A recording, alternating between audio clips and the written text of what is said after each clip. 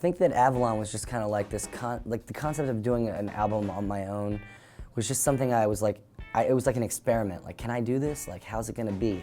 And then after Avalon came out and I felt like, you know, it did what I wanted it to do, I realized like, okay, I can take this a step further and like really mess around with different types of sounds and put like a reggae song in with like, you know, a rock song with like a more R&B song, you know, and still have them be cohesive and not feel like they're just a bunch of diverse songs for the sake of having weird sounding songs, you know, like there's like an element that follows the whole record, but it's like, it's still, I feel like, you know, they jump around from genre to genre, and it was definitely something I wanted to do, so whenever anybody like acknowledges it like that, it's something that makes me really happy.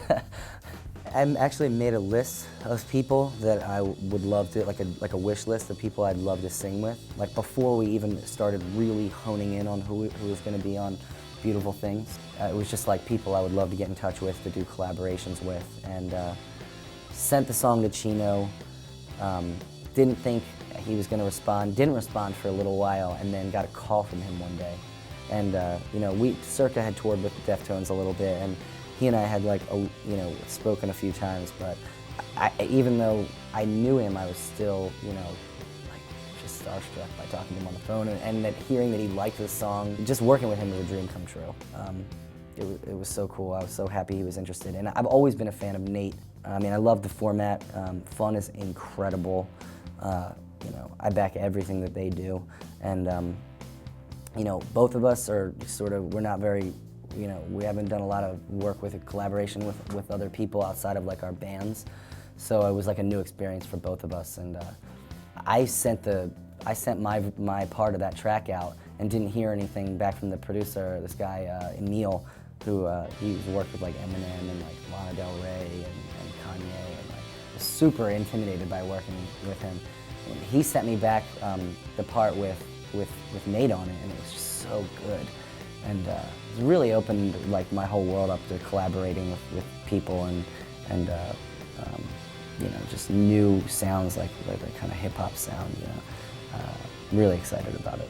Most of the time, you know, most of the time when I'm working on solo stuff, it's in between Circa stuff, so I have only a short window that I have to focus on it. I have terrible ADD, so like I need to focus on like one thing at a time. Even doing that, my mind is still totally scattered. 2 years ago, we got together just for fun. It was like a year after Avalon came out, to record some more songs. We recorded like half of Beautiful Things, and sort of just rough demo style everything.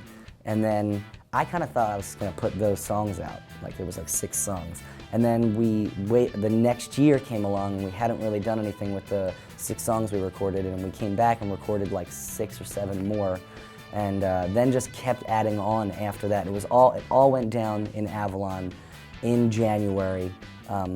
Like it was like 2010, January 1st to January 7th, and then 2011, January 1st to like, you know, January 5th or something like that. And then, you know, this year we went down there and did the 3rd, because January 2nd is my wife's birthday, and so she got shafted the last couple years in a row.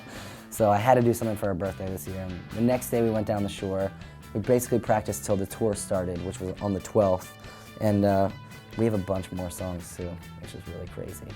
Some of them are traditional, like, you know, vocals and acoustic guitar that the good old war guys go and take and build up. And there's been a lot of songs written in the last couple of days on the bus, on the iPad, that are just instrumental. Vans sent us an iPad, which was very cool. There's this great thing called Nano Studio, and if you can hook that up with GarageBand and do, you know, you can do vocals from the mic on there. You can plug in an external mic, or there's so many cool little recording programs for the iPad, and a lot of them, like, they're easy. They're like idiot-proof. Like I can sit down and figure them out, you know, without. And even, you know, if you have a problem with it, you just go on YouTube, and like there's always some like nerdy guy on there who's like, check out how you do this, and just follow that. Young Legs is shaping up to be a lot weirder than I thought it was going to be.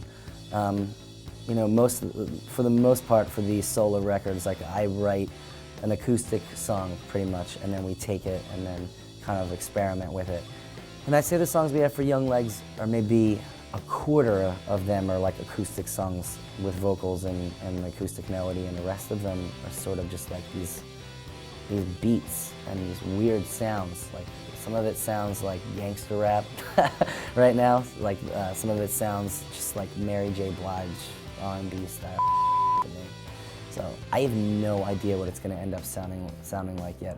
Hopefully by the end of this tour, we're going to have we'll have like a lot of tracks by the end of this tour. So we'll start putting it together, and I can't really talk about the release right now just because there's a lot of stuff going on with Circa, and there's a lot of stuff going on with photo finish. I don't really want to talk about how we're going to release it, but it's going to be really exciting the way we're going to release it. It's going to be a new thing, and it's going to be a big leap of faith, and it's going to put a lot of the pressure on the people that are our fans to really saddle up and kind of make us be able to keep doing this.